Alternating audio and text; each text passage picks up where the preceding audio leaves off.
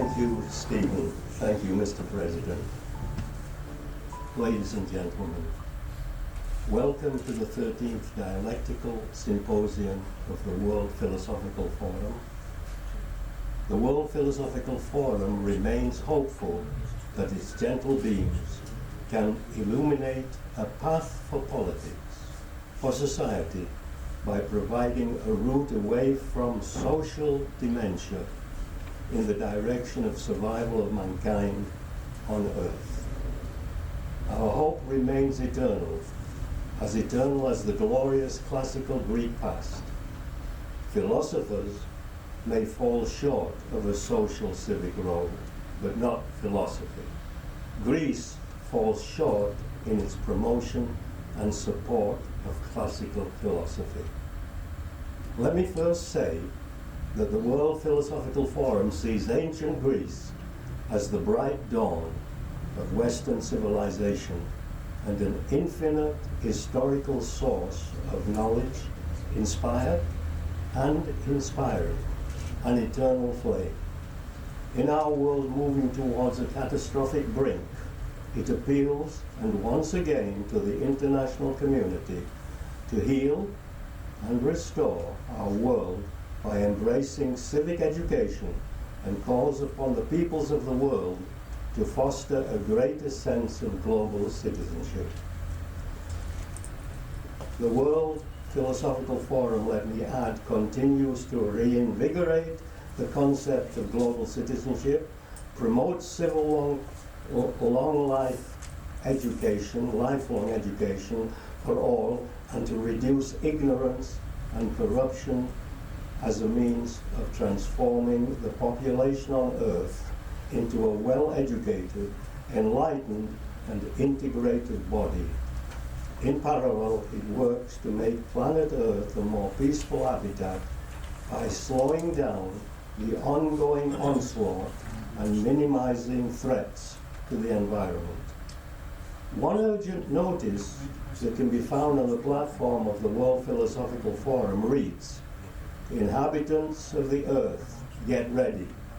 Humanity is going mad and ready. And are you ready to die for nothing as it comes closer than ever to overall self-annihilation? Will it be heaven on earth or hell? Will it be heaven or hell?" Dag Hammarskjöld aptly told us that the United Nations was created not to take mankind to heaven, but to save humanity from hell on earth, a now failing function of the international community. While we have made a great effort to gain support for this dialectical symposium, not one crumb has come its way from external sources. And without the welcome gesture of the director of this establishment, where we are now, we would not have found a room at the inn. So difficult was the situation that I promoted the solution of meeting in the National Gardens. Certainly, some philosophers would have approved.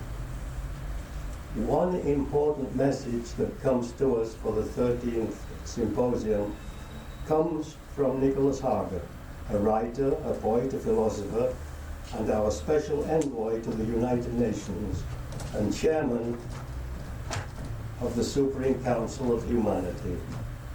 He forwarded his greetings at this a difficult time, and when, as he said, in 1939, nation states were pursuing their own agendas and self-interest, they were not thinking of the necessity of a supranational vision of the world. One hopeful message for all mankind: beneath all conflict, says Nicholas, is some harmony that we have to find. The philosophy of universalization reflects the fundamental unity of the universe and of all mankind. And nation states need to come together and unite and make war unnecessary, especially at this time where we are facing an increasing level of confrontation in the Ukraine. He says, Nicholas, that is, war can be abolished by a supranational, partly federal world government that has legal powers beyond the powers of the United Nations. Philosophy, which is derived, he states, comes from Greece, love of wisdom. We have lost. We are losing. It requires now a wise approach to national solutions, as the classical philosopher Socrates knew. According to Plutarch of banishment, Socrates would applaud the efforts of the World Philosophical Forum and all who seek to unite humankind in a world state. In Athens, we may feel his presence beside us. I hope you can feel the presence of Socrates. And we should, I ask again, proclaim him as the father of lifelong learning. Martha Nussbaum in the University of Chicago believes that the value of public or people's philosophy is not just to reflect back to us what we already know, what we already believe, but to stimulate us to think for ourselves and to open up new ways of perceiving the world. In Maria Hunter's interview of Stephen Roy, it describes the job of the World Philosophical Forum and the essence of philosophy. The World Philosophical Forum has an impressive track record.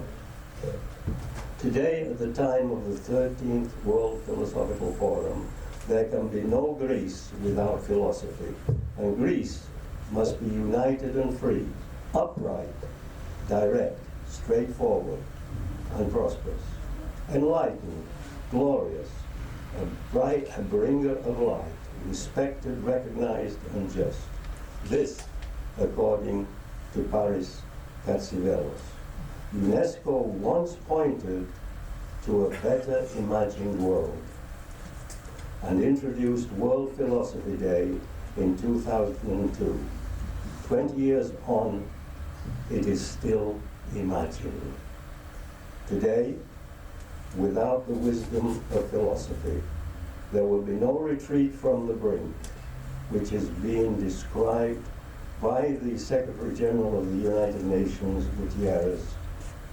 With Ban Ki-moon in the United Nations, philosophy came close to application, as close as the doomsday clock comes to midnight today. Since then, neither UNESCO nor the United Nations have been in touch with classical philosophy. Indeed, it seems that our appeals that have gone out from the World Philosophical Forum and from others are being deep-sixed. I take this as an ill omen. But your presence here today is a bright omen, and it points the way to a better future. Welcome to the 30th Dialectical Symposium. Thank you.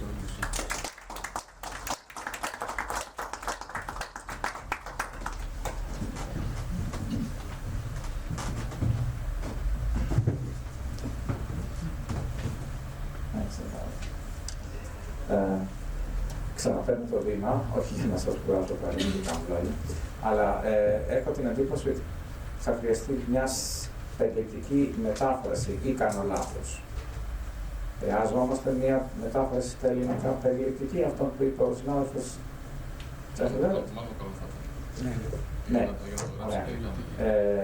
Επιτρέψτε μου να πω εντάχει ότι επειδή λειτουργούμε καθαρά σαν μια ιδιωτική οργάνωση, δεν έχουμε τα φόντα ούτε τα οικονομικά ούτε τα οργανωτικά να κινηθούμε άνετα σε τέτοια επίπεδα. Δηλαδή να μισθώσουμε μεταφραστές και τέτοια πράγματα. Σας λέω πολύ σύντομα, ο τέος καθηγητής Δημόσιας Σχολής Ελληνοβρετανός Jeffrey Levett μας είπε ότι η φιλοσοφία γεννήθηκε εδώ, αλλά δυστυχώς δεν έχει ακόμα η χώρα που τη γέννησε αρθεί στο ύψος των περιστάσεων και δεν την έχει αξιοποιήσει όσο πρέπει. Εννοώντας ότι δεν είναι θέμα διδασκαλίας της φιλοσοφίας η διάβασή της, γιατί αυτό λίγος πολύ γίνεται και γίνεται σε σημαντικό βαθμό. Αλλά είναι ότι με τον τρόπο που γίνεται στεγανοποιείται ένα είδος κατεστημένου που εγκλείει, περικλείει, αποκλείει από αυτό το κατεστημένο τον έξω κόσμο. Με αποτέλεσμα να έχουμε μια υποχώρηση του πνεύματος της φιλοσοφίας, της πρακτικής και να παραμένουμε μόνο στην ιστορία της φιλοσοφίας ή αν θέλετε στην σχολαστική φιλοσοφία που διδάσκεται στα πανεπιστήμια. Μας είπε ότι οι θέσεις εκλεκτών στοχαστών συμπίπτουν με τις δικές του, ότι πρέπει η φιλοσοφία να реαλοποιήσει την πρακτική της πλευρά για να μπορέσει να βγάλει συμβουλές από τα διδάγματά της για τον ευρύτερο κόσμο και τα προβλήματά του, ότι αυτό θα είναι συμβατό με την εκστρατεία που είχε εξαγγείλει πριν από νομίζω 10 χρόνια, όταν ήμουν τότε γραμματέας του ΟΗΕ, σε συνεργασία με την Ειρήνα Πελκόβα, είχαν πει ότι η φιλοσοφία, δεν υπάρχει επιστήμη χωρίς φιλοσοφία και η φιλοσοφία πρέπει να ξεκινάει πρωτοηλιακά από το μικρότερο ηλικιακό επίπεδο. Θα συμφωνήσω φυσικά με τον Jeffrey. I just want to say I come from one line of what you said, so totally in line with what you said. I wish I could second it in another way, but I can't because time's really running low. And I don't know if you could possibly squeeze all that in just a short timetable. But anyway, just really stay a short for the time, quite in line with what you said. Το είπα στη γλώσσα μας και εγώ φυσιολογικά μας. Λοιπόν, ερώτητος. Θα καλέσω τώρα στο βήμα, το αφήσαμε επίτηδες τελευταίο, τον πρόεδρο του Παγκόσμιου Φιλοσοφικού Φόρουμ, Dr. Igor Kodashin, να μας δώσει το δικό του επιμήθειο για αυτά. Ο Igor Kodashin, Ρώσος και καταγωγή, αλλά εκλεκτός φιλέλληνας, ίδρυσε το Παγκόσμιο Φιλοσοφικό Φόρουμ το 2009. Σε αυτή τη χώρα, σε αυτή την πόλη, με το όραμα αυτό που σας περιέγραψα πριν, να δει τη φιλοσοφία να απλώνεται παντού, να γίνεται κτήμα όλων και κάποτε βέβαια να λειτουργήσει σαν αποτρεπτικό μέσο από κάθε είδους διαφθοράς και ιδιοτέλειας. Θα τον προσφωνήσω στα αγγλικά, γιατί ακόμα τα ελληνικά του δεν είναι πολύ καλά και θα τον καλέσω στο βήμα. Igor, I said that where's my friend Igor? I don't see yet. That you are the esteemed founder and the developers of the forum, something like 13 years ago, when you established this initiative with a view to rendering it approachable to everybody in the whole world. Not just the people who more or less seem qualified to teach all these things, who have somehow, either intentionally or unintentionally, gone off track and more or less look upon philosophy as their own enclosure of knowledge, something which is wrong. We need to make sure that philosophy is the privilege and the entitlement of everybody who wishes to have a salubrious, hygienic approach to all these things indeed. And this is why we established, and especially Jeffrey Levett established the forum, so that, like I said before, we will instrumentalize every healthy approach to philosophical thinking, irrespective of whether it comes from an academic domain or not.